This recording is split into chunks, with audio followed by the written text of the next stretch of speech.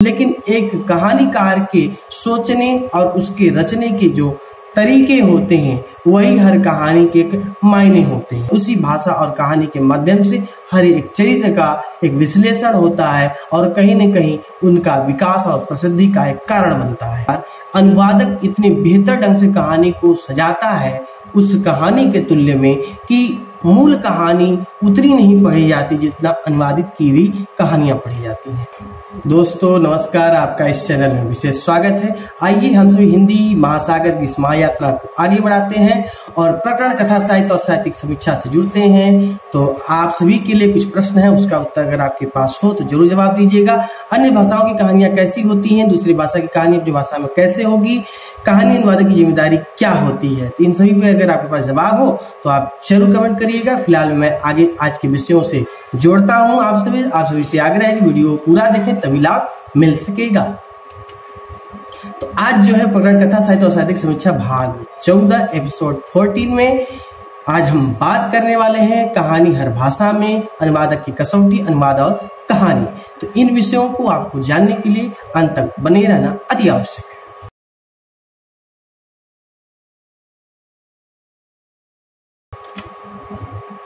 तो भाई कहानियां आप बहुत पढ़ते आए हैं। भारत जैसे देश में भाषाओं की विविधता है, अलग अलग कल्चर है, अलग अलग लोगों के रहन सहन की अपनी अपनी व्यवस्था है। निश्चित तौर पे जिस तरह से हमारे संस्कार और संस्कृति विविध रूप में है तो कहानियों का विविधता होना संभव है। अब रही बात, कुछ ऐसी चीजें हैं जो हर जगह होंगी, जैसे चोरी, बलात्कार, झूठ, हत्या, ऐसे बहुत से ठगी की जो कह सकते हैं विषय है वो हर कहानी के अंग है। क्योंकि चोरी एक ऐसी चीज है जो हर भाषा में, हर देश में, हर जगह की जा सकती है। उसी तरह से दूसरे के जीवन के साथ खिलवाड़ हर तरीके से होते आया है। अब रही बात बोलने, चलने, रहने और आपसी वार्तालाप के एक ढंग होते हैं, वही कहानी के अपने अलग अलग प्रयोग होते हैं।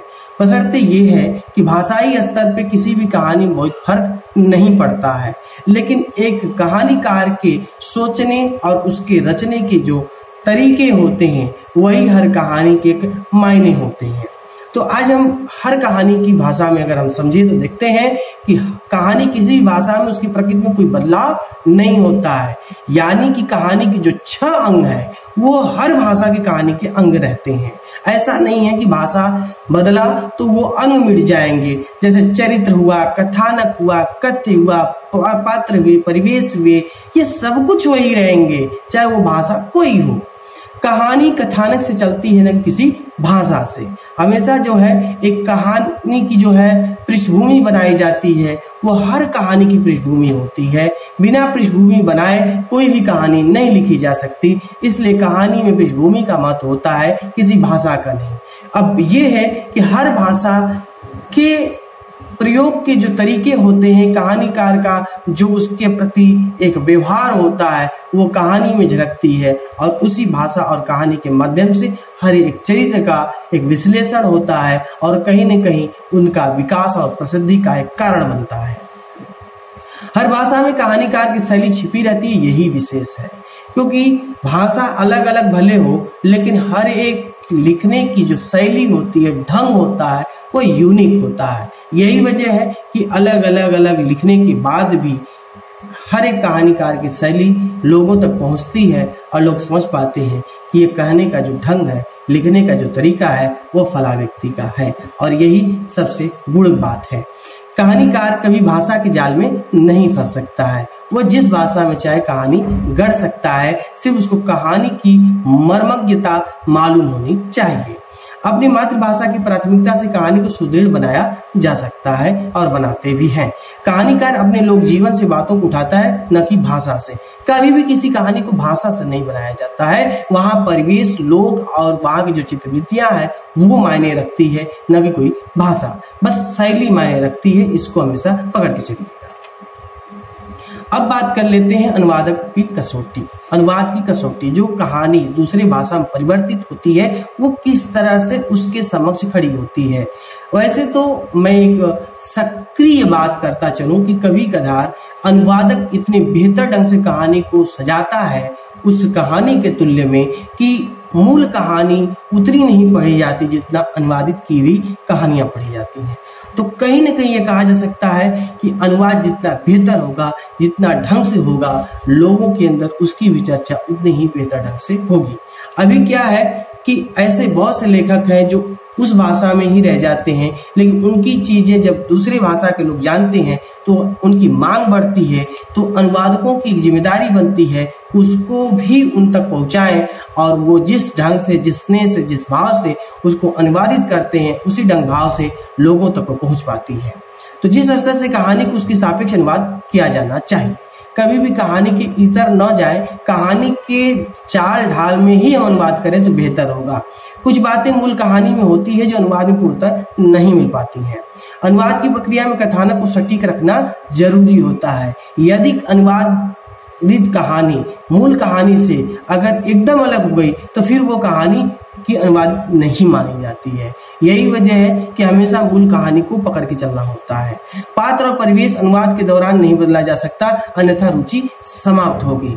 वजह यह है कि भारतीय परिवेश हो और पश्चिम के देश हो, सब में दोहरा बहुत फर्क है। भारत में मौसमों की जो गणना है, विदेशों के मौसमों की गणना है, बहुत अंतर है। उसी तरह से जलवायु में भी अगर हम परिवर्तन देखें तो बहुत अंतर है।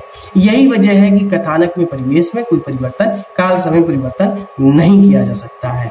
लक्ष्य जिस दिशा में होती है वो अनुवाद में स्पष्ट रखनी होती है। यानी कि अगर वो नकारात्मक चल रहे हैं तो आपको भी नकारात्मक, वो सकारात्मक चल रहे हैं तो आप भी सकारात्मक, वो जो है अगर किसी के आलोचक बन के चल रहे हैं तो आपको भी आलोचक बनना पड़ेगा। कहीं ना कहीं आपको उदार भाव रख करके बहुत ही शालीनता के साथ अनुवाद करना पड़ता है। अनुवाद की कसौटी भाषा नहीं बल्कि पात्रों के चरित्र के सच्चरित्र के चरित्र होते हैं। जो सामने पात्र दिखाई पड़ते हैं, उनकी जो गतिविधियां होती है मूल कहानी में, वही चीजें, उनकी वही लक्षण यहाँ अनुवादित कहानी में भी दिखनी चाहिए। ये मेन मुख्य बात है, यही कसौटी है। बात करते चलते हैं अनुवादक कहानी। देखिए, अनुवादक का काम वो जो भी पाता है उसको अपने एक भाषा में अनुवादित कर देता है। बशर्ते यह है कि अगर कहानी को अनुवादित करता है तो उसके पीछे कुछ ऐसी बातें हैं जो हमें जान लेना चाहिए। अनुवादक कहानी को रुचिकर बनाने का प्रयास करता है। वो हमेशा सोचता है कि जो मूल कहानी है उसी के सापेक्ष इस अनुवादित पुस्तक को भी, उस अनुवादित कहानी को भी पढ़ी जा सके। दूसरी भाषा से आने के कारण सब कुछ एक जैसा मिलना संभव नहीं हो पाता है, क्योंकि वह कल्चरल एक चीज होती है, सांस्कृतिक एक विरासत होता है जो सभी के अपने अपने चाल ढाल में चलने ढलने की व्यवस्था के रूप में दिखाई पड़ता है और कहीं न कहीं उसमें से इसमें परिवर्तित होता है। तो कोई ना कोई आवश्यक तो दिखाई होना ही होना संभव है।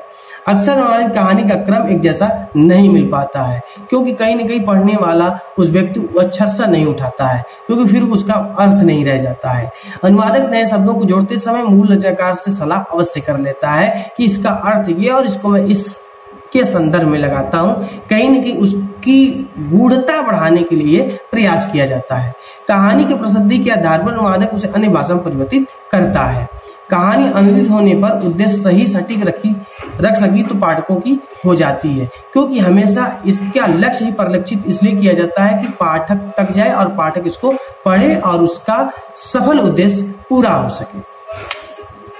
तो आज हम प्रकरण कथा साहित्य और साहित्यिक समीक्षा भाग 14 से जुड़े थे और आज हमने बात किया कहानी हर भाषा में अनुवाद की कसौटी, अनुवादक कहानी।